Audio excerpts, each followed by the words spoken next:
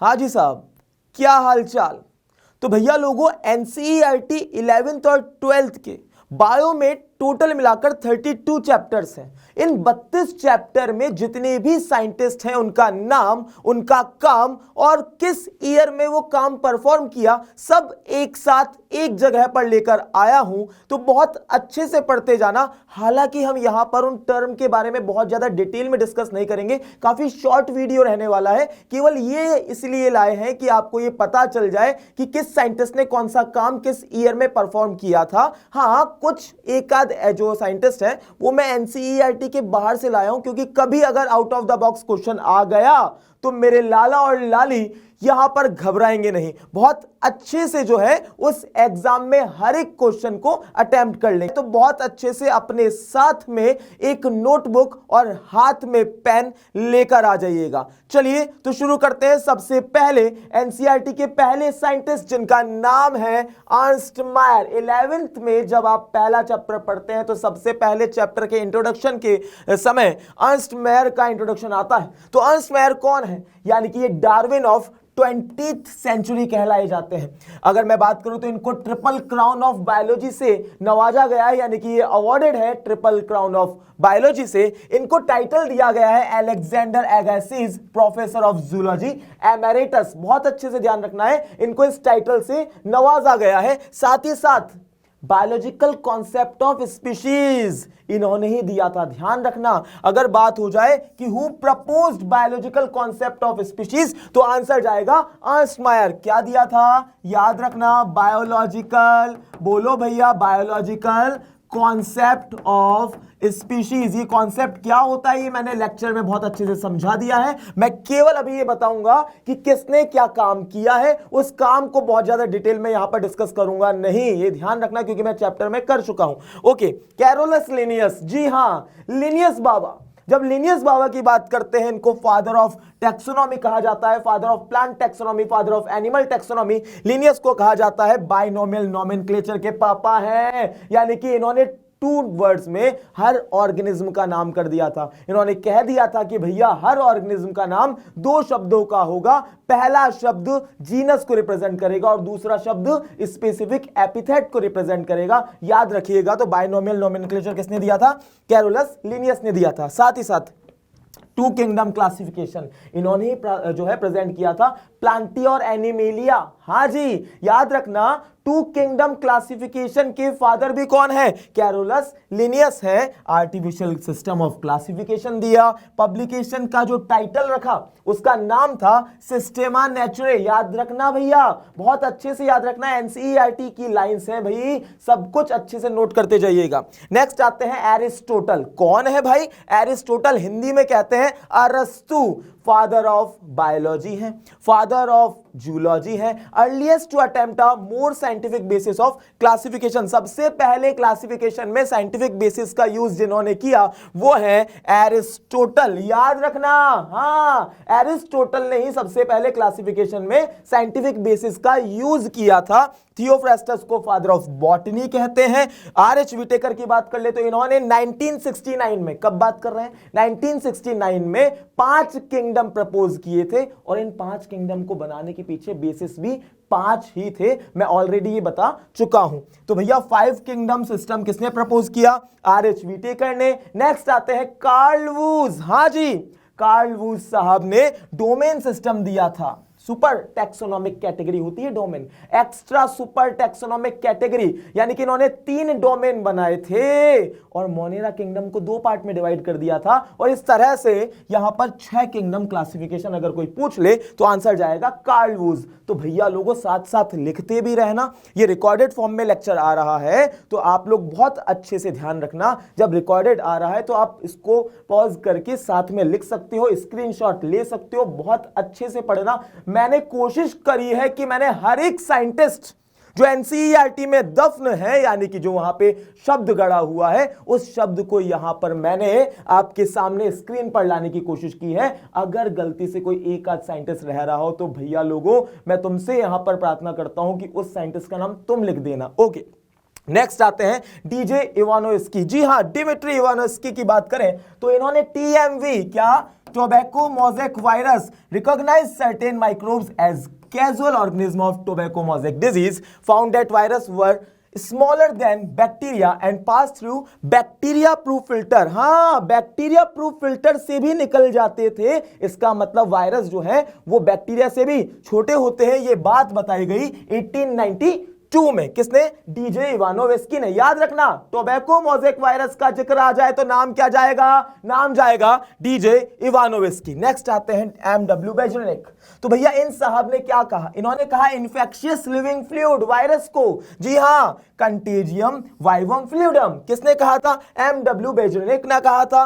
Give the name virus. NCERT की line to line चल रहे हैं। 1898 में ये बात हुई थी। याद रखना पड़ेगा भाई, कंटेजियम वाइवम फ्लूइडम जैसे ही सुनोगे तो भैया लपक कर तुम्हारे दिमाग में आ जाना चाहिए एमडब्ल्यू बेजरेनिक ने ये बात कही थी। नेक्स्ट है W M Stanley. Viruses could be crystallized, crystal form में, and this crystal consists largely of protein। हाँ, जब वायरस के स्ट्रक्चर आप देखते हो तो उसको कहते हैं न्यूक्लियोप्रोटीन। जब वायरस के स्ट्रक्चर आप देखते हो तो उसके अंदर आपको जेनेटिक मटेरियल मिलता है, या तो डीएनए या आरएनए, और कवरिंग होती है जिसको कैप्सिड कहते हो। किसकी बनी होती है? प्रोटीन की बनी होती है। तो वायरस को क्रिस्टल फॉर्म में इन्होंने आइसोलेट किया डब्ल्यूएम स्टैनले साहब ने, और 1935 में ये काम हुआ था। ये सब बातें एनसीईआरटी से हैं, इसलिए बहुत अच्छे से नोट करते जाना। नेक्स्ट है टियोडाइनर वायरॉइड। आपको पता होगा एनसीईआरटी में वायरॉइड दिया हुआ है। तो टियोडाइनर साहब ने 1971 में वायरॉइड की डिस्कवरी की थी। नेक्स्ट है बेंथम और हुकर। बेंथम और हुकर ने नेचुरल सिस्टम ऑफ क्लासिफिकेशन दिया है। हाँ, तो भाई natural classification, natural system of classification किसने प्रपोज किया? बेंथम और हुकर ने। ये क्यूरेटर थे। क्या होते हैं क्यूरेटर? जो फील्ड में जाकर स्टडी करते हैं। आपने सुना होगा पिच क्यूरेटर। अरे हाँ, तो कैथरीन इसाउ भाई साहब, मॉर्फोलॉजी जो चैप्टर है उसके जस्ट पहले आपको कैथरीन इसाउ का इंट्रोडक्शन मिल जाता है। और मैं कई बार क्वेश्चन पूछता भी हूं, कर्ली टॉप वायरस। तो याद रखो, इन्होंने कर्ली टॉप वायरस को रिपोर्ट किया और बताया कि ये स्प्रेड होता है किसके थ्रू? फ्लोएम के थ्रू स्प्रेड होता है। The anatomy of seed plants by Katherine Esau was published in 1960। तो ये जो बुक है, क्या नाम बताया? The anatomy of seed plants. किसने लिखी है? कैथरीन इसाउ ने लिखी है। ये एनसाइक्लोपीडिया है, यानी कि काफी बेहतरीन बुक है। इसमें बहुत ज्यादा जानकारी है। Was referred to as Webster's of plant biology. इस बुक को क्या कहा जाता है? वेबस्टर्स ऑफ प्लांट बायोलॉजी के नाम से भी जाना जाता है। नेक्स्ट आते हैं जीएन रामचंद्रन। क्या बोला मैंने? नेक्स्ट आते हैं जीएन रामचंद्रन। रामचंद्रन प्लॉट आप लोगों ने सुना होगा। मैं कई बार क्वेश्चन पूछता भी रहता हूं ऑनलाइन क्लास में भी कि भैया रामचंद्रन प्लॉट किससे रिलेटेड है? तो बच्चे आप लोग आंसर करते भी हो, कोलेजन से रिलेटेड है। Collagen fibre, protein. हाँ, तो अगर क्वेश्चन आ जाए कि who discovered triple helical structure of collagen, और आंसर करना होगा जीएन रामचंद्रन। ये पब्लिश किया किसमें? नेचर में। ये आप पढ़ोगे, रिपोर्ट्स आती हैं, रिसर्च पब्लिकेशन की रिपोर्ट आती है नेचर की। तो ये कब पब्लिश हुआ? 1954 में। किसने? जीएन रामचंद्रन। आंसर करना होगा, क्या बोलोगे? जीएन रामचंद्रन। साथ ही साथ रामचंद्रन प्लॉट जो अभी मैंने पूछा भी था कि Ramachandran plot is related to which macromolecule या which biomolecule, so answer will be protein collagen. Okay, next है लाइनस पॉलिंग। जी हाँ, बहुत मैंने कोशिश करी है छोटे छोटे जो लाइंस में कहीं ना कहीं साइंटिस्ट हैं उन सबको निकालकर आपके सामने ले आऊं। तो पॉलिंग की बात कर ले तो इन्होंने alpha helix beta sheet structure of protein पर काम किया। तो इन्होंने, अगर कभी क्वेश्चन आ जाए who published models of alpha helix and beta sheet structure of protein, तो आंसर करना पॉलिंग। क्या आंसर करोगे? Linus Pauling. नेक्स्ट है रॉबर्ट हुक। ये तो बच्चा बच्चा जानता है। जब बच्चा बच्चा जानता है तो तुम तो बहुत बेहतरीन ढंग से जानते होंगे कि first cell discovered by Robert Hooke. याद रखना है। मैं फिर तुमसे क्वेश्चन पूछता हूं, कमेंट करते जाना। Who discovered viroids? ओके, जल्दी से आंसर करते जाना। टीएमवी डिस्कवर्ड बाय, जल्दी से आंसर करते जाना मेरे लाला। बहुत आराम से इसको याद करते रहना। ट्रिपल क्राउन ऑफ बायोलॉजी किसे मिला था? जल्दी से यहां पर कमेंट कर दो, है ना? जल्दी से आंसर कर दो। ओके, अगर क्वेश्चन आ जाए रामचंद्रन प्लॉट किससे रिलेटेड है, तो आंसर क्या जाएगा? ये सब कुछ लिखते जाना। अगर कभी आ जाए कि कंटेजियम वाइवम फ्लूइडम किसने कहा, तो भैया सब कुछ तुम्हें बता दिया है। तुम अभी कमेंट कर देना मेरे बालक। इधर ध्यान दीजिए, आगे आते हैं। Leeuwenhoek. Anton van Leeuwenhoek, first living cell discovered by Anton van Leeuwenhoek, आपको याद रखना है। नेक्स्ट है मैथियस श्लाइडेन, जी हां श्लाइडेन और श्वान ये बॉटनिस्ट हैं और श्वान जूलॉजिस्ट हैं। तो श्लाइडेन साहब ने ऑब्जर्व किया all plants are composed of different kinds of cells, gave cell theory with Schwann. कब की बात है? 1838 में बात है श्लाइडेन की। नेक्स्ट है Theodor Schwann, animal cells have plasma membrane, presence of cell wall is a unique character to plant cells. बिल्कुल प्लांट सेल का यूनिक कैरेक्टर है, किसने बताया था? श्वान ने बताया था। Give cell theory along with Schleiden. तो कभी क्वेश्चन आ जाए सेल थ्योरी प्रपोज्ड बाय, तो सेल थ्योरी इन दोनों ने मिलकर दी थी, श्लाइडेन एंड श्वान ने। तो आंसर करना है श्लाइडेन और श्वान। नेक्स्ट है रुडोल्फ विर्चो। रुडोल्फ विर्चो को सुनते ही मेरे जहन में तो नाम याद आ जाता है ओमनिस सेल्युलाई। सेल्युला, क्या नाम याद आ जाता है? जल्दी बोलो यार, ओमनिस सेल्युला ई सेल्युला। याद रखना सेल थ्योरी को मॉडिफाइड करने का काम भी किसने किया था? इन्हीं भाई साहब ने किया था। किसने? रुडोल्फ विर्चो ने। मॉडिफाइड सेल थ्योरी इन 1855 1855। सिंगर और निकोलसन, याद कर लो सेल बायोलॉजी की बात चल रही है, तो भाई सिंगर और निकोलसन ने क्या किया? फ्लूइड मोज़ेक जो है मॉडल प्रपोज किया था सेल मेम्ब्रेन के लिए। Camillo Golgi, Golgi complex discover किया, उन्हीं के नाम पर जो है इस ऑर्गेनेल का नाम है Camillo Golgi, discovered Golgi complex. Palade's particle कौन? राइबोसोम, प्रोटीन फैक्ट्री, याद है ना? तो भाई साहब जॉर्ज पैलाडे ने 1953 में, कब? 1953 में राइबोसोम डिस्कवर किया। That's why ribosome also called Palade's particle. याद रखना ये बातें। रॉबर्ट ब्राउन, न्यूक्लियस की डिस्कवरी की है भाई, कब? 1831 में। 1831 में न्यूक्लियस डिस्कवर किया, किन साहब ने? रॉबर्ट ब्राउन ने। नेक्स्ट है फ्लेमिंग। फ्लेमिंग ने क्या किया? टर्म दी है, क्या? क्रोमेटिन। हाँ, वो क्रोमेटिन फाइबर्स जानते हो ना भाई, तो क्रोमेटिन जो शब्द तुम इस्तेमाल करते हो वो कॉइन किसने किया? वो फ्लेमिंग ने किया था। नेक्स्ट है मेल्विन केल्विन। याद रख लो यार, सी से केल्विन, सी से केल्विन। केल्विन ने कार्बन 14 का यूज किया, सी से केल्विन, सी से कार्बन 14। किस पर यूज किया? क्लोरेला एल्गी पर यूज किया। क्लोरेला एल्गी पर कौन सी साइकिल प्रपोज करी? C3 cycle, Calvin cycle propose करी थी। याद है कितने स्टेप में होती है वो साइकिल? 3 स्टेप में होती है। सब कुछ पढ़ा रखा है, इधर ध्यान दे लो। तो put radioactivity to be beneficial use. जब वर्ल्ड वॉर 2 चल रहा था तो उसके जस्ट बाद, जब दुनिया विश्व युद्ध में घिरी हुई थी, उसके बाद ये केल्विन साइकिल प्रपोज कर रहे थे। किसके साथ मिलकर? यहां पर मैं एक नाम भी लूंगा भाई, बहुत ही शानदार काम किया था इन्होंने, जे बासहम के साथ मिलकर। ये सब नाम एनसीईआरटी के, बिल्कुल। तो भाई propose Calvin cycle, he along with J. Bassam studied reaction in green plants forming sugar and other substances from raw material CO2, water and minerals by labeling the carbon dioxide C14। कौन से radio isotope को use किया? C14 का use किया था। Calvin cycle propose की है। Discovered that the first CO2 fixation product 3 carbon वाला होता है। इन्होंने डिस्कवर किया था कि जो फर्स्ट CO2 मतलब CO2 फिक्सेशन के दौरान जो फर्स्ट स्टेबल प्रोडक्ट बन रहा है वो कितने कार्बन का है? 3 कार्बन का है। उसका नाम है 3PGA, 3 फॉस्फोग्लिसरिक एसिड। जी हाँ, ये काम 1961 में हुआ है। नेक्स्ट है जूलियस वॉन सैक। आपको मालूम है फोटोसिंथेसिस में बहुत ज्यादा साइंटिस्ट के बारे में जिक्र है, तो अच्छे से याद रखना। Julius von Sachs discovered hydroponics technique, provided evidence for production of glucose by growing plants. उन्होंने कहा जब प्लांट ग्रोथ करता है तो उसमें ग्लूकोज बनता है, और जब ग्लूकोज बनता है तो वो स्टोर होता है स्टार्च की फॉर्म में स्पेशल बॉडीज में। जी, found that chlorophyll is located in chloroplast. Stephen Hales, father of plant physiology. NCERT में तो ऐसा मेंशन नहीं है, पर मैंने कहा ना यार, कुछ बातें एक आध पॉइंट एक्स्ट्रा लाया हूं। फादर ऑफ प्लांट फिजियोलॉजी कोई पूछ ले तो बोल देना स्टीफन हेल्स। क्या बोलोगे? Stephen Hales. नेक्स्ट है JP, Joseph Priestley. Joseph Priestley revealed the essential role of air in the growth of green plants. आपको यहां पर पहले मैंने बता दिया है ना कि ये जूलियस वॉन सैक ने हाइड्रोपोनिक टेक्निक दी। फिर मैंने आपको बता दिया कि जब प्लांट ग्रोथ करता है तो उसमें ग्लूकोज बनता है, ग्लूकोज स्टोर होता है स्टार्च की फॉर्म में। ये सारी बातें हो गई हैं। तो आपको मैंने कहा ना कि फोटोसिंथेसिस के जितने भी साइंटिस्ट हैं सब कुछ ले आए हैं भाई। अगर कुछ छूट गया हो, गलती से एक आध कोई साइंटिस्ट का नाम रह गया हो, तो मैं आपसे रिक्वेस्ट करता हूं कि आप कमेंट कर देना please. Okay, Joseph Priestley JP revealed the essential role of air in growth of plant. उन्होंने खुलासा किया कि प्लांट की ग्रोथ में एयर का क्या रोल है।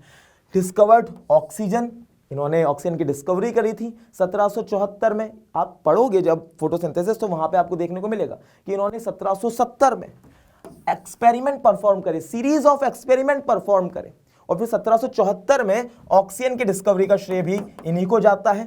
इन्होंने बताया कि plant restore to the air, plant air में वो सब कुछ रीस्टोर कर देते हैं। Whatever breathing animal and burning candle removes, क्या ऑक्सीजन, हाँ इन्होंने बताया था कि प्लांट एयर में ऑक्सीजन को क्या कर देते हैं, वापस से रीस्टोर कर देते हैं। ये सारी बातें जेपी से रिलेटेड है, यानी कि Joseph Presley.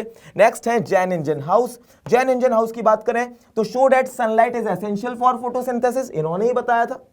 Green parts of plants release oxygen during photosynthesis, आपको मालूम है वो बबल वाला जो एक्सपेरिमेंट था वो इन्हीं का था, जैन इंजन हाउस का। T W. Engelmann, first time action spectrum को बताने वाले कौन, टी.डब्ल्यू. एंगलमैन। कौन है, टी.डब्ल्यू. एंगलमैन। इन्होंने अपने एक्सपेरिमेंट में प्रिज्म का यूज किया था, लाइट को स्प्लिट कर दिया था, याद है आपको, प्रिज्म लाइट दी, व्हाइट लाइट वो स्प्लिट हो गई थी। क्लैडोफोरा ग्रीन एल्गी का यूज किया। एरोबिक बैक्टीरिया का यूज किया गया है भाई to detect site of oxygen evolution. Aerobic bacteria याद करो ना यार, एक ऐसा बनाया था बीकर, वहां पर इन्होंने क्लेडोफोरा एल्गी रख दी थी, वहां पर आपको याद है विबग्योर गया था, क्या गया था, विबग्योर गया था, और फिर उसमें क्या करा था उन्होंने, बैक्टीरिया रख दिए।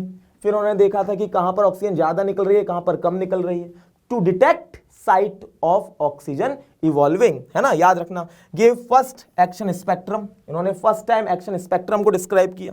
कॉर्नेलियस वैन नील का एक्सपेरिमेंट, माइलस्टोन एक्सपेरिमेंट, क्योंकि इस समय तक ऐसा माना जाता था कि जो फोटोसिंथेसिस हो रहा है उसमें जो ऑक्सीजन निकल रही है वो CO2 वाली है। नहीं भाई, जो ऑक्सीजन निकलती है वो CO2 वाली नहीं, वो तो H2O वाली होती है। इस बात को बताया कॉर्नेलियस वैन नील ने। तो ये माइक्रोबायोलॉजिस्ट थे, studied on purple and green bacteria, क्योंकि माइक्रोब्स पर काम कर रहे थे।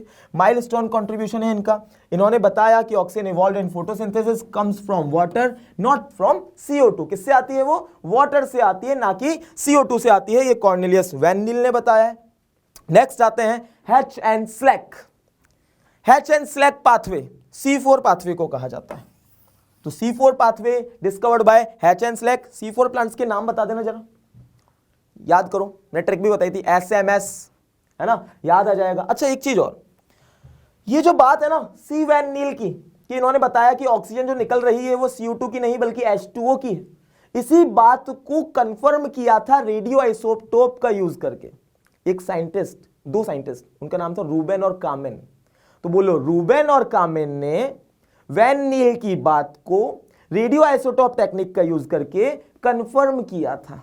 वहां एनसीईआरटी ने रूबेन और कामेन का नाम तो नहीं लिखा, पर रेडियो आइसोटोप टेक्निक का जिक्र किया है। ओके, नेक्स्ट आते हैं Blackman's law of limiting factor. हाँ, लॉ ऑफ लिमिटिंग फैक्टर दिया गया कब, 1905 में, याद रखना। Embden, Meyerhof and Parnas EMP pathway, mechanism of glycolysis समझाया। एमडेन, मेयरहॉफ, जे पार्नास, तो इसलिए इस पाथवे को हम EMP पाथवे भी कहते हैं। हैंस क्रेब्स, क्रेब्स साइकिल इन्होंने ही बताई थी। कहां चलती है क्रेब्स साइकिल, फटाफट से कमेंट करके बता दो। चार्ल्स डार्विन, फ्रांसिस डार्विन, इन्होंने, ये अब अपन आ गए किस पर, प्लांट ग्रोथ रेगुलेटर वाले चैप्टर पर। हाँ, plant growth and development. Observe that the coleoptile of canary grass band towards the light source. याद करो, लाइट सोर्स की तरफ बैंड हो रहा था, उस फिनोमिनन को कहते हैं फोटोट्रोपिज्म। तो ये किसने बताया, चार्ल्स डार्विन और फ्रांसिस डार्विन, बाप बेटे थे ये। FW वेंट, आइसोलेट किया ऑक्सिन, किसमें से, ओट सिडलिंग की टिप ऑफ कोलियोप्टाइल में से। ओट सिडलिंग के लिए नाम याद रख लेना, एविना, कभी कभी नाम आ जाता है, Avena curvature test is related to, तो आंसर कर देना क्या, auxin. E Kurosawa discovered gibberellic acid. याद करो यार, जिब्रेलिक एसिड ई कुरोसावा ने जो है डिस्कवर किया था। एक डिजीज का नाम याद आ जाना चाहिए, डिजीज लिख दो फटाफट से, जिब्रेलिन की डिस्कवरी से रिलेटेड है वो, फटाफट से लिख दो, कमेंट में जल्दी कर दो। Miller at all, at all का मतलब होता है उसके साथी, ये एट.al लगता है ना, एट एलिया, तो इसका मतलब होता है उसके साथी, कोवर्कर। इन्होंने डिस्कवर किया cytokinin. H cousins ethylene discover किया। याद करो, आपको याद होगा पके हुए संतरों के साथ जब कच्चे केले रख दिए थे तो कच्चे केले भी पक गए थे, एक वेपर रिलीज हुई थी पके संतरों में से, वो वॉलेटाइल सब्सटेंस रिपोर्ट किया गया, क्या, इथाइलिन। याद है आपको? अल्फांसो कॉर्टाई, जी हाँ, फिजियोलॉजी से पहले, ह्यूमन फिजियो से पहले इंट्रोडक्शन है इनका। डिस्कवर्ड ऑर्गन ऑफ कॉर्टाई, तो क्वेश्चन आ जाता है who discovered organ of Corti, तो आंसर कर देना Alfonso Corti. Published a paper describing a structure located on the basilar membrane of the cochlea. Cochlea की बेसिलर मेम्ब्रेन पर जो है हेयर सेल्स हैं, क्या कर रही हैं, convert sound vibration into nerve impulse, और उस ऑर्गन को नाम दिया गया कॉर्टाई, ऑर्गन ऑफ कॉर्टाई, क्योंकि इन साहब ने उसको डिस्कवर किया था। ये सारी छोटी छोटी सी बातें हैं, याद रखनी है, ये ईयर्स यहां पर आपको याद रखने हैं, क्योंकि एनसीईआरटी में मैं तो हर बार कहता हूं कि पेज नंबर छोड़ दो, बाकी सब कुछ इंपॉर्टेंट है। चलिए, पंचानन माहेश्वरी 12th पर आ चुके हैं। पंचानन माहेश्वरी याद है आपको? 12th एनसीईआरटी में सबसे पहले इन्हीं साहब का इंट्रोडक्शन है, popularized use of embryological aspects in taxonomy. इनको father of Indian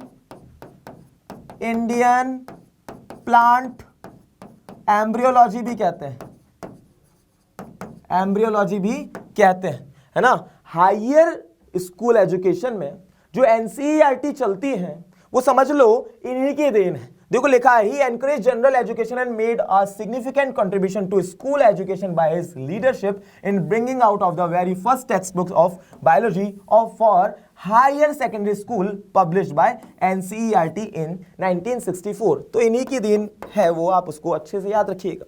Watson and Crick, Watson और क्रिक की अगर बात की जाए, बहुत ही शानदार काम किया। क्या? डीएनए की डबल हेलिकल स्ट्रक्चर का मॉडल प्रपोज किया था, याद रखना, 1953। अब मैं एक एक थोड़े से इनके बारे में बता दूं। वॉटसन साहब को पीएचडी डिग्री मिली, अरे हाँ, काम इतना बढ़िया करते हैं यार, तो रिसर्च तो करनी पड़ती है, जब रिसर्च करते हैं तो पीएचडी मिलती है। तो 1950 में on a study of the effect of hard X rays on bacteriophage multiplication. तो भाई साहब बैक्टीरियोफेज मल्टीप्लिकेशन पर किस तरह से हार्ड एक्सरे का इफेक्ट होता है उस पर काम किया वॉटसन साहब ने। फ्रांसिस क्रिक की बात कर लूं तो इनकी जो पीएचडी है वो on the thesis entitled X ray diffraction, याद रखो, X ray diffraction on polypeptides and proteins पर इनकी थीसिस है, यानी कि रिसर्च है। इन दोनों ने साथ में मिलकर डीएनए का double helical structure model propose किया था 1953 में। बीडीएनए मतलब बायोलॉजिकल डीएनए, ये बातें आपको याद होनी चाहिए। नेक्स्ट है फादर ऑफ जेनेटिक्स, कौन, जल्दी से कमेंट कर दूं। हाँ, ग्रेगर जॉन मेंडल, बिल्कुल, ग्रेगर जॉन मेंडल ने 7 साल, आपको पता होगा, गार्डन पी, याद है क्या?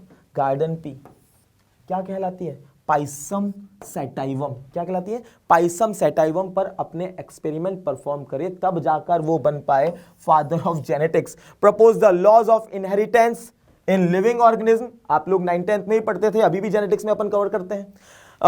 1856 से 1863 तक इन्होंने एक्सपेरिमेंट परफॉर्म करे।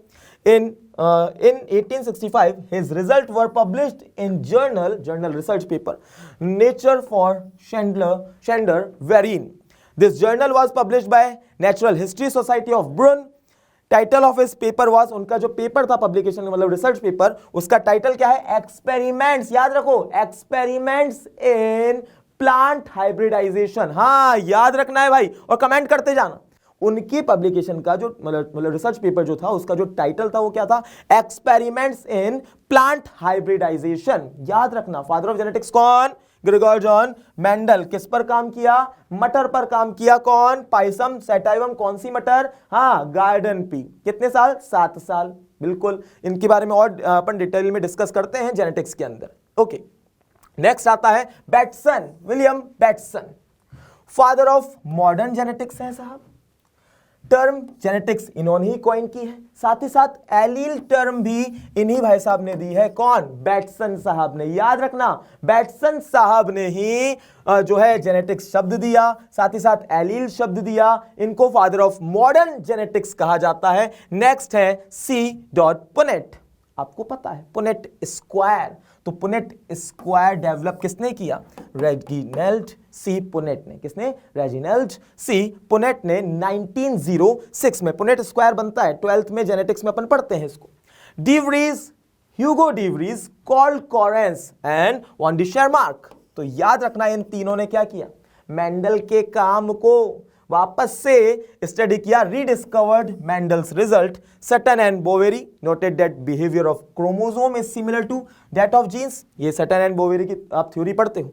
Give chromosomal theory of inheritance. बात याद रखो, who give chromosomal theory of inheritance? तो आंसर करेगा ना, सटन एंड बोवेरी। नेक्स्ट है TH मॉर्गन साहब, थॉमस मॉर्गन, जिन्होंने chromosomal theory of inheritance prove की है। क्या करिए? प्रूफ।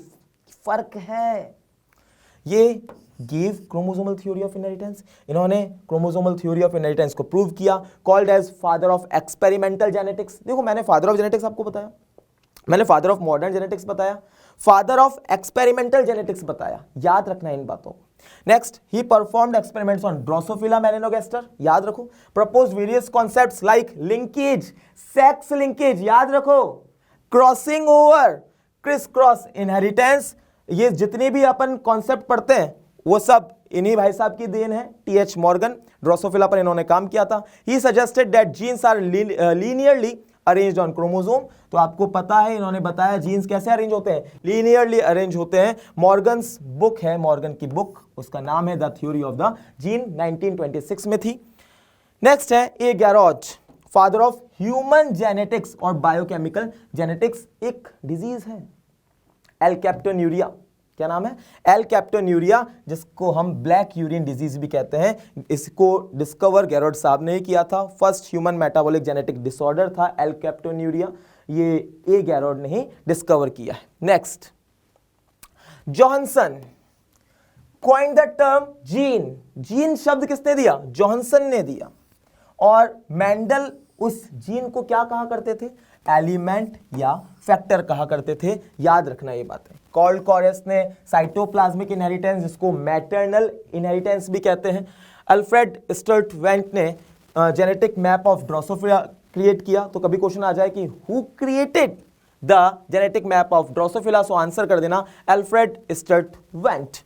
हैंकिंग, एक्स बॉडी नाम, x body, give the name x body. कौन? हैंकिंग साहब ने नाम दिया। ये छोटे छोटे से यार ना काम हैं, पर बहुत काम के हैं, है ना। तो आपको बहुत अच्छे से याद रखना है। फ्रेडरिक मिश्र, मिश्र साहब ने क्या किया? न्यूक्लिन।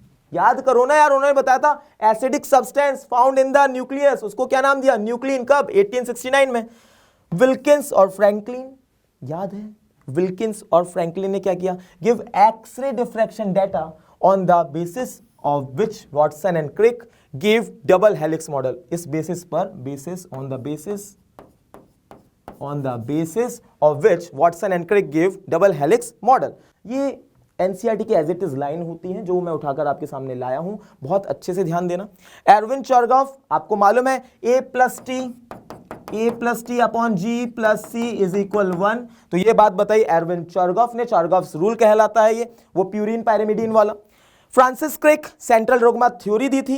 क्या था सेंट्रल डोग्मा थ्योरी में?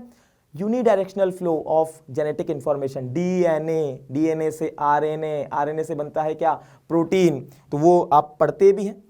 फ्रेडरिक ग्रिफिथ, याद करो, ट्रांसफॉर्मेशनल प्रिंसिपल, ग्रिफिथ का experiment, S strain, R strain, चूहा, याद आया कुछ? तो भाई साहब 1928 में परफॉर्म हुआ था। Avery MacLeod McCarty, proved for the first time that the DNA is genetic material। कई बार क्वेश्चन आता है कि किसने सबसे पहले ये बताया, किसने सबसे पहले ये प्रूव किया कि डीएनए जेनेटिक मटेरियल है, तो उसका आंसर करना पड़ेगा एवरी मैक्लॉयड और मैककार्टी। कब किया गया? 1933, 1944, 1933 से 1944 के बीच में ये जो है प्रूव किया गया।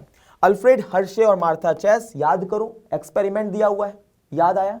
एक्सपेरिमेंट दिया हुआ है भाई बैक्टीरियोफेज वाला, याद आया क्या? तो gave the unequivocal proof that DNA is the genetic material.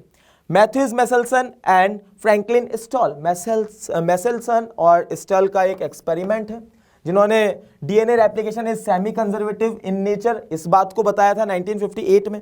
George गैमो, triplet को बताने वाले यही हैं, यानी कि genetic code should be made up of 3 nucleotides, triplet, तो ये जॉर्ज गैमो ने बताया। हरगोबिंद खुराना अपने आप में जाना पहचाना नाम है, chemist, developed a method useful to form RNA molecules with defined sequence of bases, homopolymers और कोपॉलीमर्स का जिक्र इन्होंने किया। और हरगोबिंद खुराना आर्टिफिशियल डीएनए के लिए जाने जाते ही हैं, आपको पता ही है। मार्शल निरेनबर्ग्स, ये एनसीईआरटी की एज इट इज लाइंस में बोल रहा हूं ना कि छोटे छोटे साइंटिस्ट भी जो वहां पर आपको दिखते नहीं है कई बार, उन सबको लेकर आया हूं। Developed a cell free system for protein synthesis, है ना, मार्शल निरेनबर्ग्स। जैकब और मोनोड, लैक ऑपेरॉन उन्होंने बताया था, लैक ऑपेरॉन मॉडल याद करो।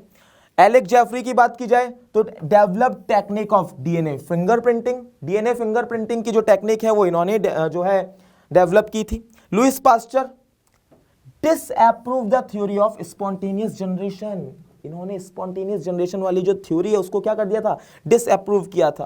किन्होंने? लुइस पास्चर ने। ऑपरेन और हेल्डेन की बात कर लें, propose that life originated from non living organic molecules, तो ये बात बताने वाले कौन है? ऑपरेन और हेल्डेन। ये सारी बातें बहुत अच्छे से ध्यान रख लेना। सेल फ्री सिस्टम का जैसे जिक्र आए तो आपको याद आना चाहिए नीरेनबर्ग, याद होगा आप लोगों को, बहुत अच्छे से याद होगा। अरे हाँ, है ना। आपको अगर कोई पूछ ले कि किसने सबसे पहले ये प्रूव किया कि डीएनए एक जेनेटिक मटेरियल है, तो आंसर क्या करोगे? फटाफट से कमेंट कर दो। अरे बोलो यार, अगर आपसे कोई पूछ ले फादर ऑफ जेनेटिक्स कौन है, तो क्या होगा? कमेंट करो, अभी अभी बताया है मैंने। जल्दी से इसका स्क्रीनशॉट ले लो फटाफट से, फटाफट। आगे बढ़ते हैं। नेक्स्ट है SL Miller, Miller's experiment prove that theory given by Oparin और हेल्डेन के थ्योरी को इन्होंने जो है प्रूव किया था 1953 में। ऑपरेन मॉडल मिल जाता है आप लोगों को। डार्विनिज्म, डार्विन की बात याद रखना। नेचुरल सिलेक्शन इन्होंने बताया, इन्होंने ब्रांचिंग डिसेंट बताया। क्या होता है branching descent? New species evolve from a single common ancestor diversifying over time in a tree like pattern. तो इन्होंने ब्रांचिंग डिसेंट का जिक्र किया था। डार्विन ने इनकी जो यात्रा थी उस दौरान ये गैलापागोस आइलैंड को इन्होंने एक्सप्लोर किया था। डार्विन फिंच आपको याद होगा, ये नेचुरल सिलेक्शन से रिलेटेड है। तो भाई साहब, नेचुरल सिलेक्शन का जैसे ही जिक्र आए तो आपके जहन में डार्विन का नाम आ जाना चाहिए। Alfred Wallace came to similar conclusion as Charles Darwin. कब? जब ये मैलाय आर्कीपेलागो आइलैंड पर काम कर रहे थे।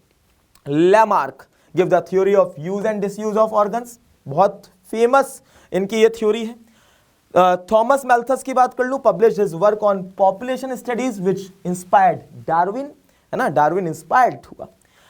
नेक्स्ट है Hugo de Vries, de Vries believed mutation caused speciation and hence called it, क्या नाम दिया? Saltation, single step large mutation. क्या होता है आपको याद रखना है, सॉल्टेशन क्या होता है? सिंगल स्टेप, याद रखो, सिंगल स्टेप लार्ज म्यूटेशन को हम एक शब्द दे देते हैं, वो है सॉल्टेशन। किसने बताया? ह्यूगो डिवरीज ने बताया था, बहुत अच्छे से याद रखना। नेक्स्ट हार्डी-वेनवर्क थ्योरम आ जाती है। हार्डी-वेनवर्क कॉन्सेप्ट क्या है? हार्डी-वेनवर्क कॉन्सेप्ट ये है, give a principle according to which gene frequency in a population, इसमें न्यूमेरिकल भी आता है, population remains same across generation. अभी इवोल्यूशन होगा आप लोगों का, तो उसमें आपको हार्डी-वेनवर्क करा दिया जाएगा।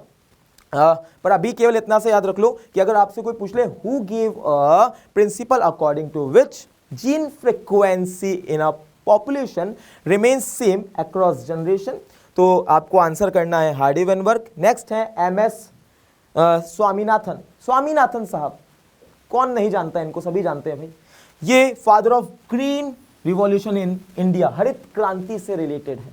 तो अगर कभी कोई क्वेश्चन कर दे father of green revolution in India कौन है, कौन है, अरे भैया MS स्वामीनाथन है, याद रखना। ओके, नेक्स्ट है William Harvey, discovered blood circulation. Blood circulation किसने डिस्कवर किया, आंसर कर देना, विलियम हार्वे साहब ने। नेक्स्ट है इन्हीं साहब ने डिसअप्रूव किया कॉन्सेप्ट ऑफ ब्लैक बाइल, पित्त होता है ना, ब्लैक बाइल के जो कॉन्सेप्ट है उसको डिसअप्रूव करने वाले भी विलियम हार्वे हैं। मैरी मैलोन, याद रखो, human health and disease, was a cook and carrier of typhoid infection, salmonella typhi, है ना, Widal test. Norman E Borlaug developed semi dwarf variety of wheat, इन्होंने व्हीट की सेमी ड्वार्फ वैरायटी डेवलप की थी। Alexander Fleming developed the first vaccine penicillin, while working on Staphylococcus, किस पर, staphylococcus पर काम करते समय इन्होंने फर्स्ट वैक्सीन पेनिसिलिन को इजाद किया, डेवलप किया। अर्नस्ट चैन और हार्वर्ड फ्लोरे, वर्ल्ड वॉर 2 के दौरान पेनिसिलिन का यूज हुआ, used penicillin to its full potential during World war 2 in treat soldiers, हाँ सोल्जर्स को ट्रीट करने में इस्तेमाल किया गया। अब ये सन याद रखने हैं, ईयर याद रखना है 1945। Herbert Boyer study restriction enzymes on E coli, याद कर लो, बायोटेक के हैं। With Stanley Cohen form the first rDNA, recombinant DNA technology बताऊंगा, तब इसका जिक्र और भी करूंगा। अभी केवल इतनी सी बात थोड़ी सी याद रखनी पड़ेगी, क्योंकि मैंने कहा था मैं बहुत ज़्यादा डिटेलिंग में इस वीडियो में नहीं जा रहा हूं, क्योंकि हमें इस वीडियो में केवल ये समझना है कि साइंटिस्ट कौन है, उसका काम क्या है, किस ईयर में हुआ है। वो ईयर भी सारे नहीं, वही जो एनसीईआरटी में मेंशन है। Stanley Cohen develop the method of removing plasmids from a cell and inserting them into the other cell. तो आपको मालूम है एक सेल में से प्लाज्मिड निकालकर दूसरे सेल में अपन इंसर्ट करते हैं। ये बात बताने वाले कौन है, स्टैनले कोहेन है। कौन है, स्टैनले कोहेन। 1972 में ये काम हुआ है। ओके, रामदेव मिश्रा, क्वेश्चन आया है लास्ट ईयर, याद रखना, फादर ऑफ इंडियन इकोलॉजी, हाँ not economy, father of ecology in India कौन है, रामदेव मिश्रा है। Due to his efforts, the government of India established the National Committee for Environmental Planning and Coordination, 1972 में बनाई गई है ना, इन्हीं के efforts से बनी। Which in later years, जिसको बाद में paved the way for the establishment of the Ministry of Environment and Forest, जो आज हम मंत्रालय सुनते हैं Environment और Forest से related, वो 1984 में establish हुआ। रामदेव मिश्रा का उसमें बहुत बड़ा योगदान माना जाता है ना। तो नेक्स्ट आते हैं Cornell did elegant field experiment, याद है आपको इकोलॉजी, बार्नेकल, बैलेनस, क्लेमेथस, तो ये कॉर्नेल एक्सपेरिमेंट होता है, Connell's experiment. Gause gave the principle of competitive exclusion, है ना, कॉम्पिटिटिव एक्सक्लूजन का जिन्होंने प्रिंसिपल दिया वो है Gause. MacArthur did experiments on warblers to prove the principle source of partitioning.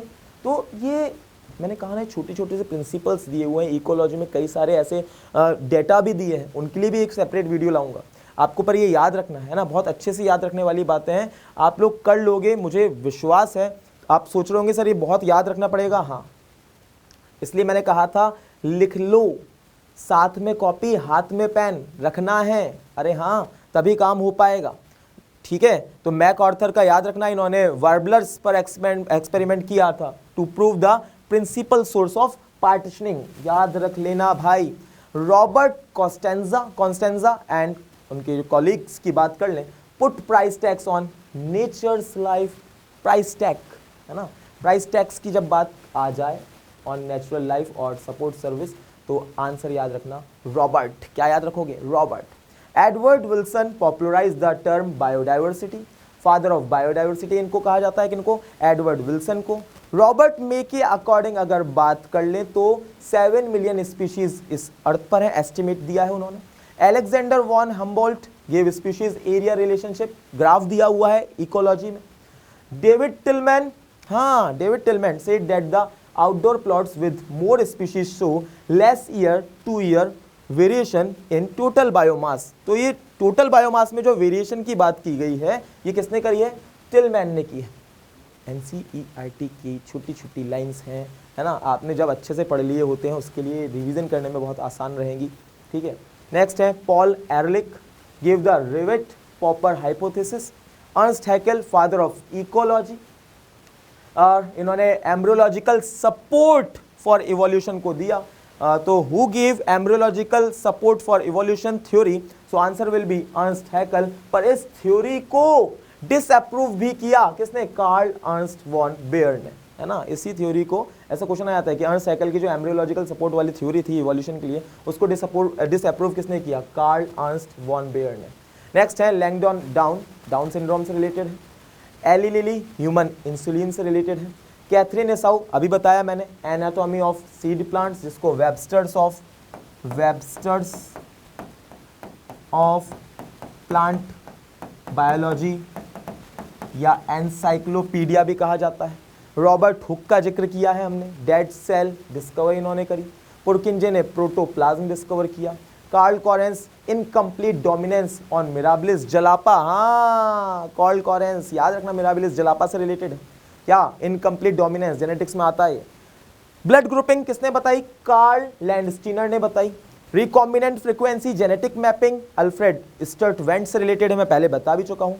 जॉहनसन coined the term genes genotype और phenotype, Johnson ने बताया क्या क्या, जीन शब्द जॉनसन ने दिया और इसी को जो है फैक्टर कारक मेंडल ने बोला था।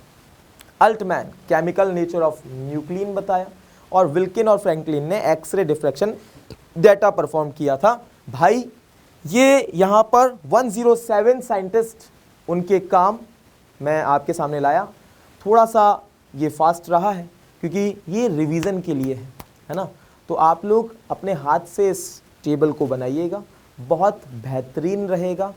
ज़रूर लिखना और मुझे कमेंट में बताते जाना कि आप लोगों ने इसको सेपरेटली नोट्स बना लिए हैं या नहीं।